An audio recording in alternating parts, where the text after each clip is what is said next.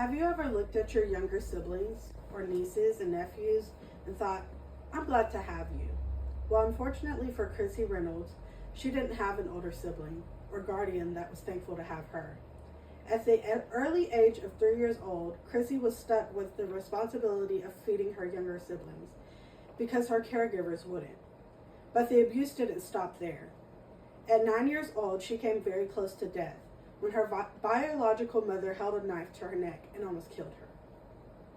Chrissy Reynolds is just one of the 550,000 children that are abused and neglected every day in the United States.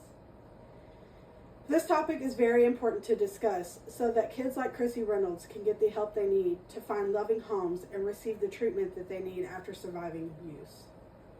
Because I am a psychology major, the study of the mind, body, and soul requires me to do extensive research on topics such as this one. The study of psychology allows me to see deeper into the topic of child abuse and understand it as more than just physical abuse. Think about your siblings, nieces, nephews, or that cute kid that you saw in the store.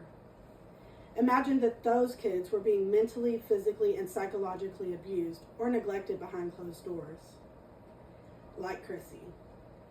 Imagine how they feel thinking their parents or caregivers don't love them or even care enough to value their life. Then think about how that makes you feel. Today, our team will look at the problem of child abuse. In this problem, we will discuss what child abuse is, what the prevalence of child abuse is, and how to save the children. We will also explore the local, national, and international charities, the Children's Advocacy Center of Smith County, Save the Children, and PCA America. First, let's discuss what child abuse is. When the topic of child abuse comes up in a discussion, we automatically think of a child whom is being beaten. But the reality of child abuse is much more. According to Psychology Today, child abuse is any physical, emotional, or sexual abuse inflicted on a child. Now that we have discussed what child abuse is, let's talk about the prevalence of child abuse. Physical, emotional, and sexual abuse happen to more children than you know. The story of Chrissy's is also a story of thousands of other children her age and under. According to the American SPCC, as seen in this document below, 82,329 children under the age of 1 in 2019 were abused just in the United States.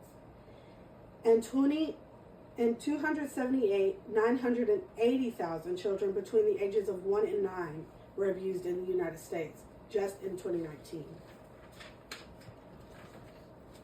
Finally, let's discuss how to save these children. While there are thousands of children that are abused every day, there are also an abundance of ways that we can help save them or prevent any other cases of child abuse. Methodist Children's Home website offers 5 preventative methods that we can take into our homes and other homes to prevent any other children getting hurt.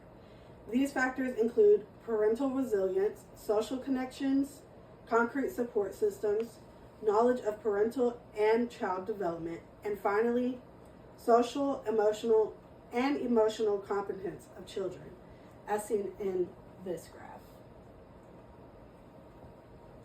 Now that we have discussed the problem of child abuse, Reese will give you some information about her local charity, the Children's Advocacy Center of Smith County. Reese will then introduce Kevin with Save the Children, and Kevin will introduce Oliver with PCA America. Thankfully, Chrissy's story didn't end with her mother holding a knife to her neck. At the age of 9, Chrissy and 3 of her siblings were removed from their abusive home and placed in a more safe, stable, and loving home. Chrissy went on to succeed in school and obtain a master's degree in social work, says KBC. Today, our group has discussed the problem of child abuse by understanding what child abuse is, its prevalence, and obtaining awareness on how to save the children. We also address the problem by exploring the local, national, and international charities presented to you. Thank you.